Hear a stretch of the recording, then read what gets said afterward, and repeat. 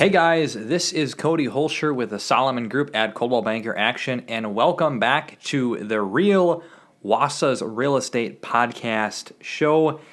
Today we are going to be getting into the topic of how to avoid real estate scams and rental scams. So this is kind of an interesting topic because it's sort of a deviation of the typical things that we talk about on our podcast, right? Related to people buying or selling and real estate stuff like that. This is a topic regarding how not to get scammed, which, of course, we've all heard of scams in the past, right? Whether it be people, scamming online or via phone, text, whatever the case is. Scams are nothing new, but unfortunately, in the space of real estate, they're becoming more and more common. And so we want to educate the public, and we want the word to get out there so that way you don't fall for these scams, and that if you do go to buy or sell a house, you don't end up making the mistake of getting scammed. Because unfortunately, if you do fall victim to one of these scams, we're not just talking about a $100 Amazon gift card. We are talking about tens of potentially hundreds of thousands of dollars that can get lost, which can be devastating. And it does happen, and it is on the rise, so we have to cover it. So the first part of scams that we're going to talk about is really related to if you're buying a house or even if you're selling a house, right? So let's say that you're buying a home, right? Obviously, the parties that are involved, let's say that you're financing it. You have your buyer's agent, let's say that's me. You have your mortgage lender, and then you have the title company. Those are really the three main parties in the transaction that are handling the deal.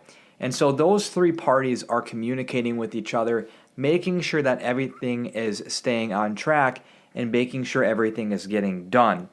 And those should be the three parties who are reaching out to you trying to get general information, right? And anybody outside of that has no part in the deal, and they don't need to know what is going on. Now, here's the tricky part, is that there are people that will go and impersonate realtors, they'll impersonate mortgage lenders, and they will impersonate the title company to try and get information off of your hand. And not just any information, but personal information like your bank account number, your routing number, your social security number, date of birth, things that are pertinent to your identity.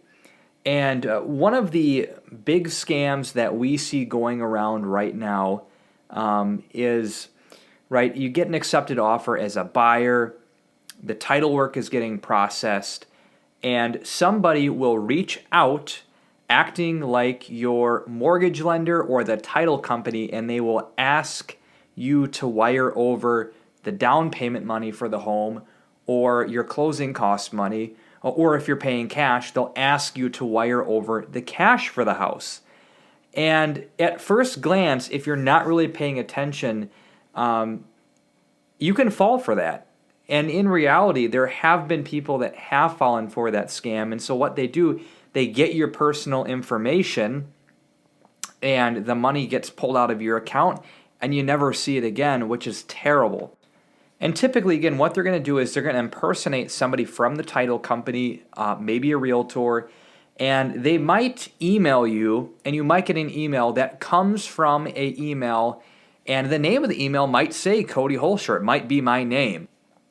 They do that a lot where they will take the name of a realtor or somebody in the transaction, and they'll email or text message portraying to be somebody, realtor, title company, somebody in the deal. The first thing you should do if you ever get an email, a text, or a call like this is immediately hang up, don't answer, do not respond to that email, and contact your realtor, right, the title company, your mortgage lender with a phone number that you have that you know is theirs. Obviously, right, my number, I have a Central Wisconsin area code. And my clients have my phone number. So if you get a phone number from a 414 area code and they're claiming to be Cody Holscher from the Solomon Group, it's probably not me. But if you have any of a doubt, you just call the number of the person that you're working with that you have been able to get a hold of, or you call somebody else in the transaction, like the title company or your mortgage lender, and they're probably going to tell you, hey, we're going to look into this. We're going to make sure this is probably not legit, but we want to double check for you. But always circle back with somebody that you know and trust beyond certain. That's the number one thing.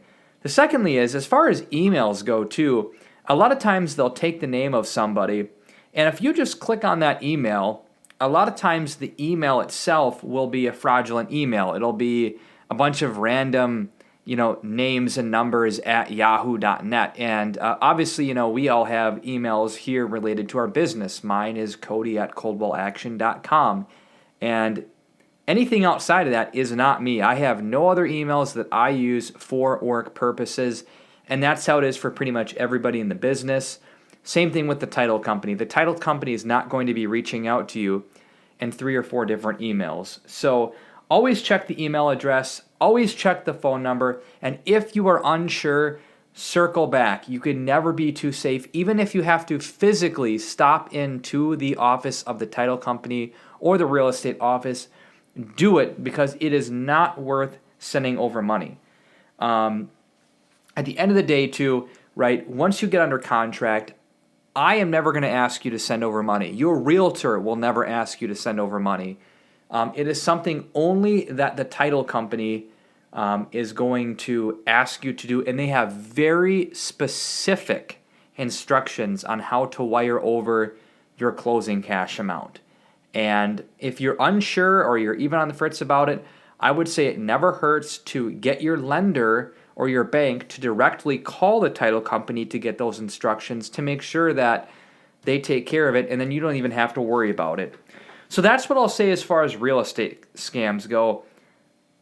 A lot of it is just using your common sense and taking those extra steps of precaution and asking if you have questions.